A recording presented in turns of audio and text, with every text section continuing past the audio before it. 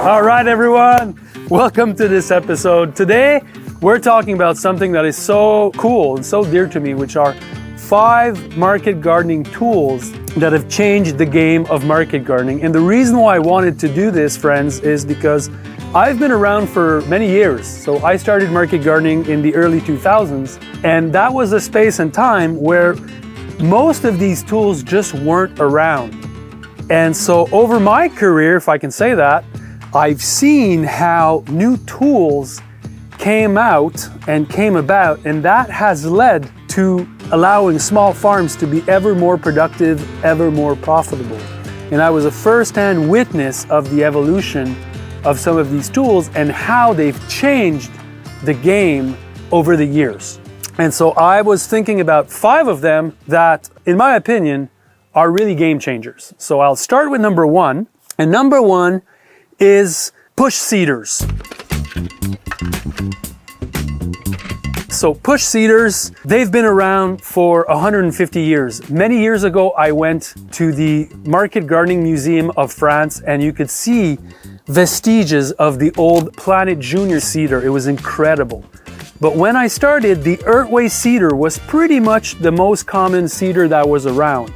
And to be frank, if you know about the Earthway, it's a good seeder in itself. It's very broad, very simple, very inexpensive, but it doesn't work well. It doesn't singulate seeds properly. And it doesn't allow you to go with the efficiency that we have now when we're direct seeding crops. Then came about the single pinpoint seeders.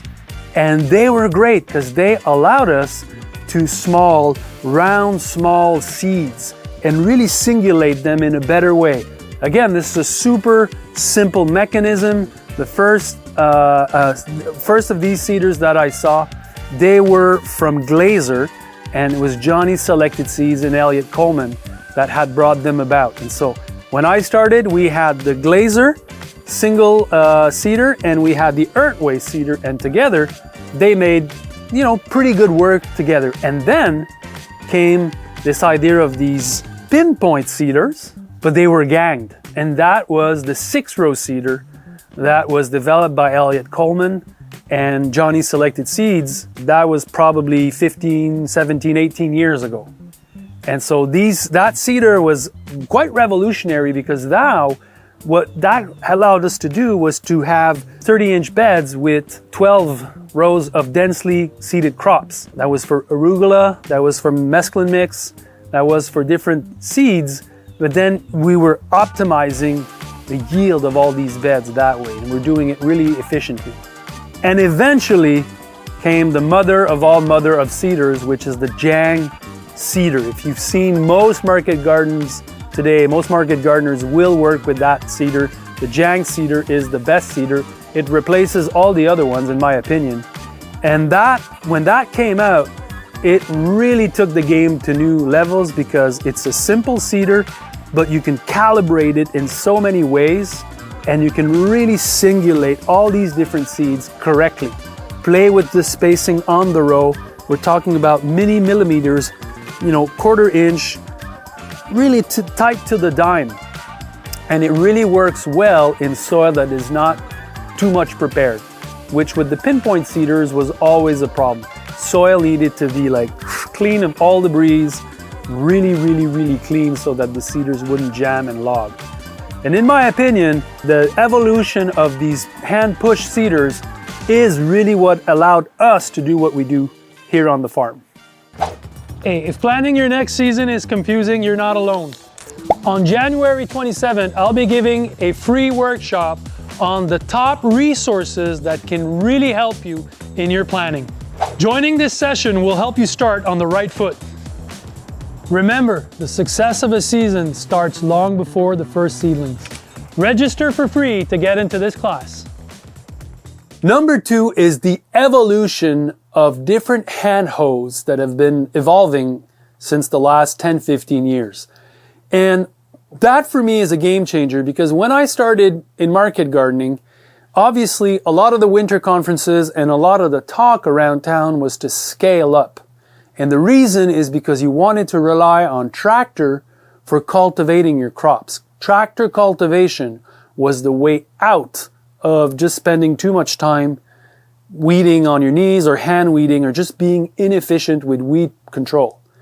Then came all these different hoes. It started with the clever stirrup hoe, which is, in my opinion, still the gold standard.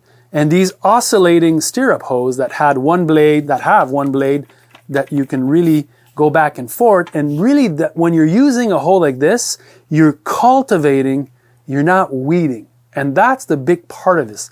This allows you to go close to the crop and really circle around it and do the effective work of preventing weeds to just pop up in the first place.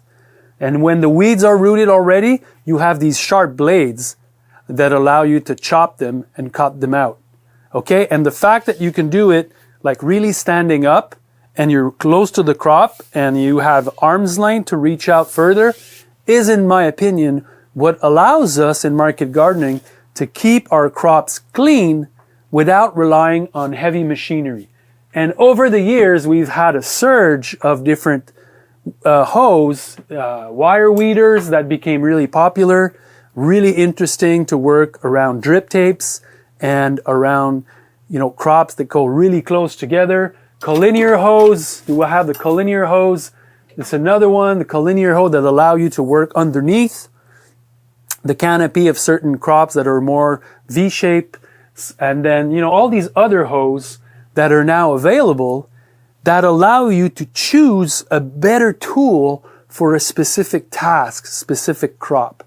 And having all this diversity allows us to be able to effectively control weeds in the market garden. And when I started, there was tools. These hoes came out of Switzerland from Glazer. They're really nice. Now there's other tool companies. Growers & Co. is the company that I work with now. We're developing all these new hoes, but there's others out there. But the evolution of these is really remarkable, and it's something that we should celebrate.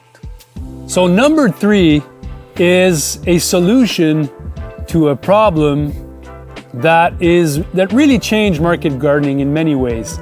If you're in this line of business, you know how salad mix, pre-washed salad mix, is one of the highest paying crops that you can grow.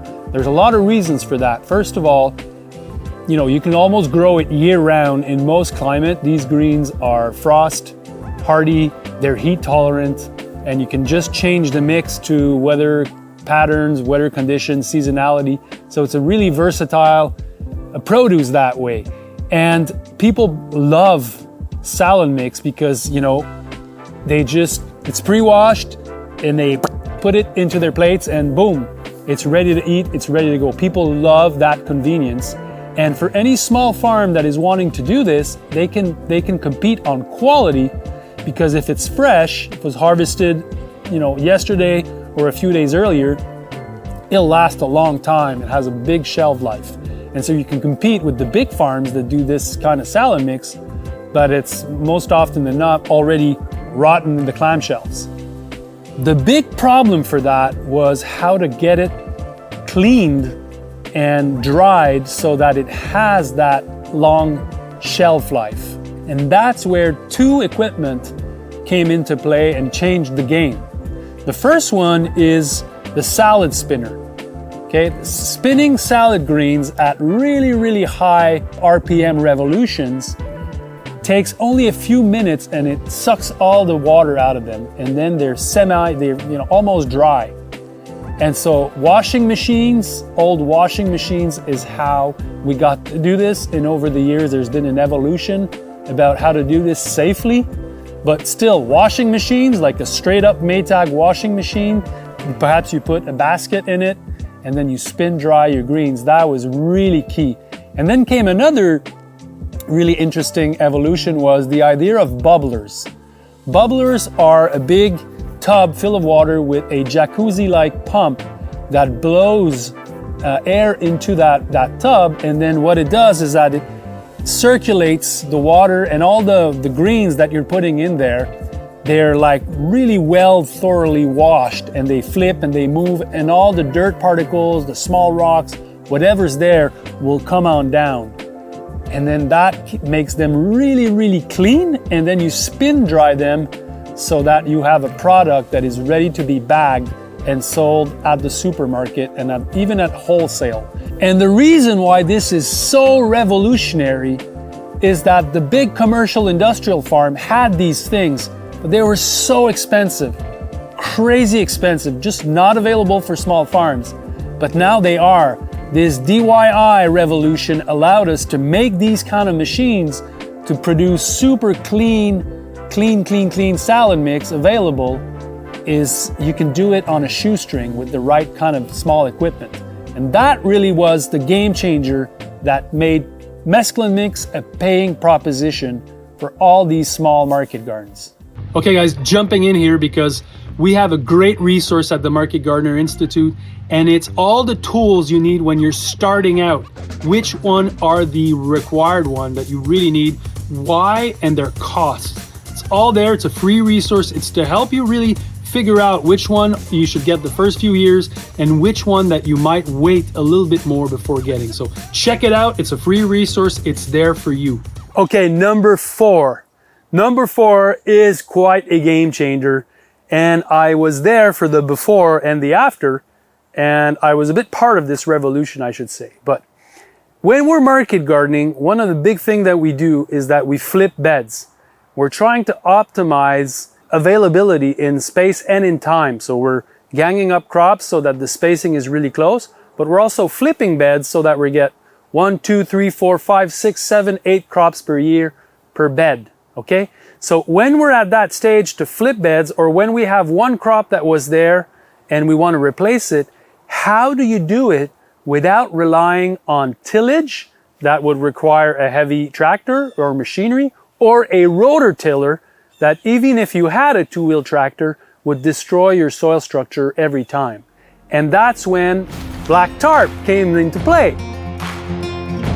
So black tarps, these are UV treated silage tarps, and we use them to cover not just beds but whole field blocks. And when you do it, you're mulching these beds really instantaneously, and you leave these tarps for a couple of weeks, and when you remove them, boom, you have a clean slate to work from. So your permanent beds are there, you've tarped them for a couple of weeks, and boom, then you can start anew on a fresh new ground. All the weeds have disappeared, all the previous crops have been pre-digested, and you're ready to start anew.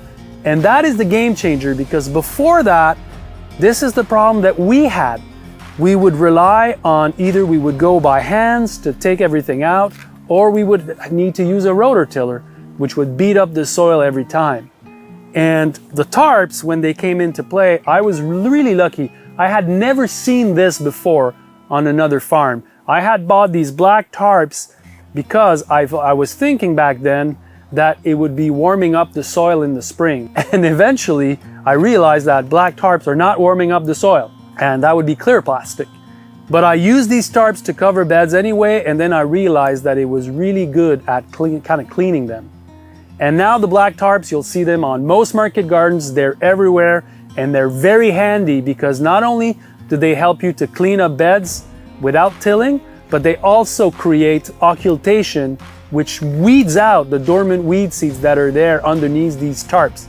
Because there's no light, because it's moist, and because it's a bit warmer on the surface, dormant weed seeds germinate, and then because the tarp is there, they die off.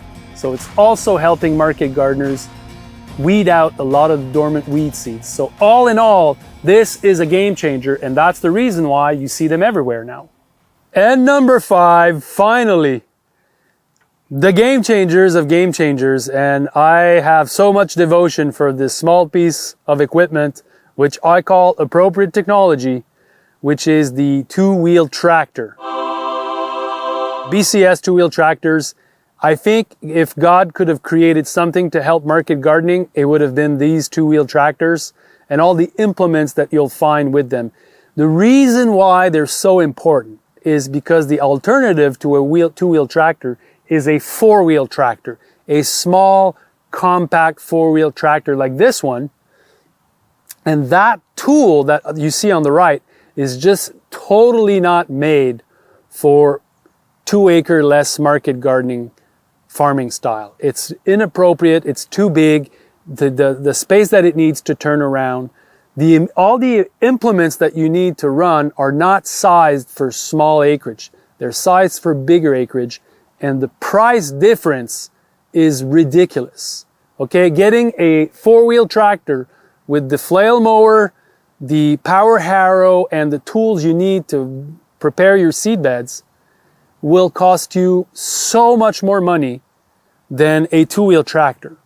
Okay, so the 2-wheel tractor, and it's not just the price. Price is one thing, but 2-wheel tractors, they're made to work with this kind of farming style. And I would honestly say that if it wasn't for the 2-wheel tractor, most people would have graduated from kind of gardening-ish, super small market gardens to more mechanized tractors, because you still need to be motorized and powerized somehow. And so the 2-wheel tractor, it's the ultimate power unit for a small market garden like this. And it's for this reason that we can be so compact and so efficient. So the 2-wheel tractor with the different implements, flail mower, it's really a must for all your green manures, to destroy them and to make sure that you can mulch. You create a mulch when you're mowing them. The power harrow to prepare your soil without inverting the layers, or you can add on a roller on the back of a rototiller. That also works really well. And then you have other tools like a rotary plow to help you shape your soil really easily. But the compactness and the price point of a tool like this is what made market gardening possible in the first place. And the revolution that we're seeing now with all these tens of thousands of small market gardens that are everywhere, they're powered by this tool because it's appropriate technology for this kind of farming. So I can't help myself but to give a bonus 6th item, because I just feel that it's not everyone's there yet, but that's really, everyone should be there, which is automation. Automation for, let's say, roll-ups in hoop houses and greenhouses, because if you realize how much time you spend opening and closing roll-ups, if you have one hoop house, it's not that much work. But when you have 2, 3, 4, 5, 6, these are a lot of closing and opening downtime that you have on the farm. So these simple motors now can be installed for really cheap. You connect them to a climate control operator. Again, there's a lot of them out there. They're really inexpensive. They'll change the game, because you're not only wasting less time opening and closing, which you don't really need to do. It's taking up your mental load, but it's not, there's nothing that you're really bringing to the table. You're just a human automator, which could be done by a motor and a small automator inside. But it's also going to make your greenhouse more performant. You're going to have just better climate control. So it's definitely worth the investment. Take it from me. If you haven't done this yet, just do it. It's worth every penny. And all of these innovations that I've seen through the last 25 years, what's great about them is that they all share one goal. They're there to empower the grower. They're not taking over. They're just empowering you to be more effective, more efficient. And that's in itself is what makes small scale market gardening productive and profitable. So we now have the tools, the technology, the appropriate technology, and the equipment to compete with bigger farms. And that's really what's amazing in market gardening today. It's all there. And also we have so much good teaching going on. I have an online course, the Market Gardener's Masterclass. If you want to learn all these different techniques, how these tools works together, it's there. Check it out. And I'm just so excited about where the next 25 years will lead us, because I do feel, friends, that small scale farming is changing the world.